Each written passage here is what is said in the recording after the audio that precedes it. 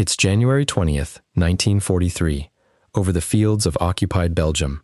The roar of two Hawker Typhoon fighter bombers disturbs the morning peace as they race to their objective. On board the lead Typhoon is RAF pilot and Belgian aristocrat Baron Jean-Michel de Sely-Longchamps, followed closely by his wingman, Sergeant André Blanco. Their mission is meant to be simple: approach undetected and deliver their four 1,000-pound bombs on an important railway junction, denying its utility to the German war effort. But Jean-Michel also has other plans. The morning frost still covers the ground when Jean-Michel spots their target emerging from between the hedgerows of the countryside. The fighter bombers line up their run and with expert precision let go of their payload as they speed overhead. 4 explosions echo across the land, and a plume of dirt and wood rises into the sky. The rails are left mangled on the ground. The pair of pilots congratulate each other on a job well done. "Nice work, mon ami. Drinks are on the last one to base."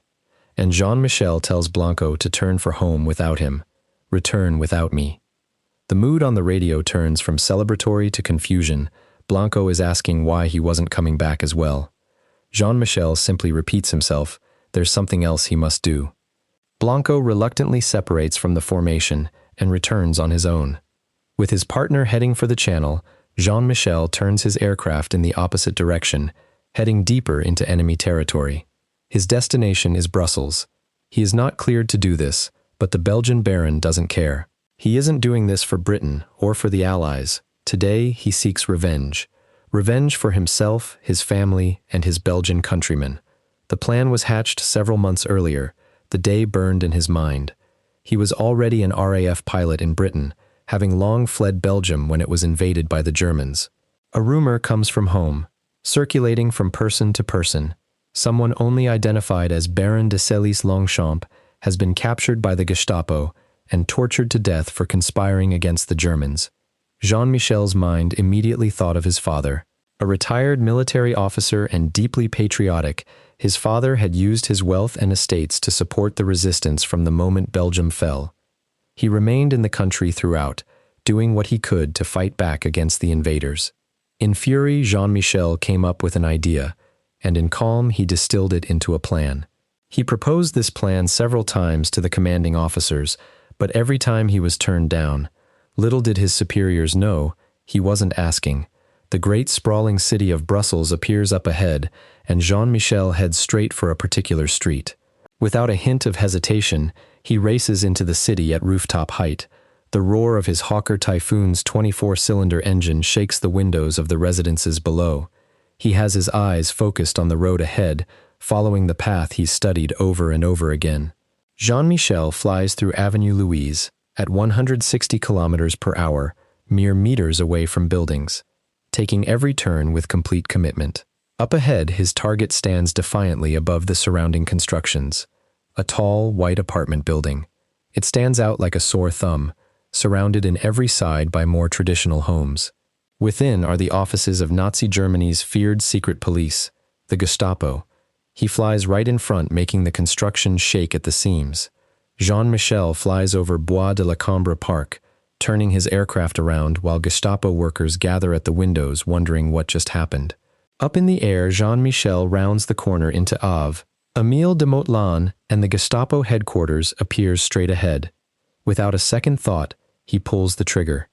In a blur, a barrage of 20mm shells strikes the building's white facade, piercing it and tearing through the offices within.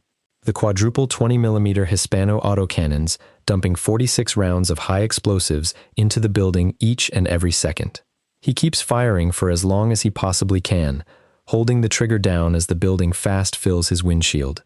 He pulls up at the last possible moment, barely clearing the roof as he goes. Behind him, he leaves the construction in ruins.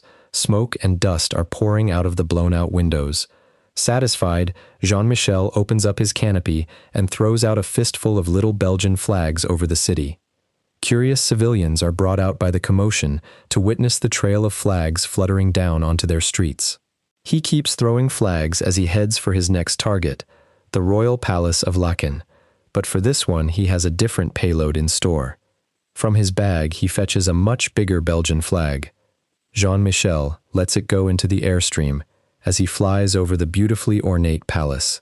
The tricolor spreads in the air and lands right on the palace roof for all the citizens to see.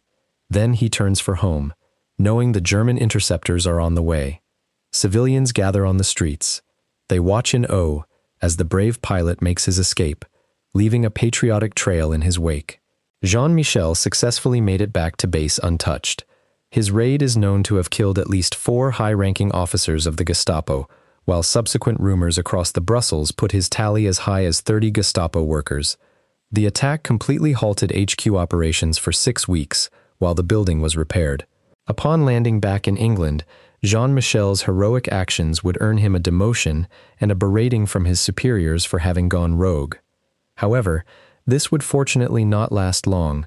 The story of the patriotic Belgian baron that brought revenge upon the Gestapo caught on, and his feats would gain the fame that they deserved. Oh well, good job, man. Really good job. He would receive the Distinguished Flying Cross for his actions a couple of months after the events. Jean-Michel de Sailly-Longchamp would be tragically killed in action just 8 months after the raid, on August 16, 1943. After the war, it was discovered that Jean-Michel's father was alive. It remains unknown who the rumored person arrested by the Gestapo really was. The liberated Belgian government would posthumously award him with the country's highest order, the Order of Leopold. It was received by his father. The building still stands today, and just outside a golden-colored bust of the great pilot was built, in remembrance of the day the Belgian baron took matters into his own hands. Support the channel and join us in War Thunder for free on PC, Xbox Series XS, and PS5, https://playwt.link.yarnhub. Follow the link in the description to get a massive free bonus pack.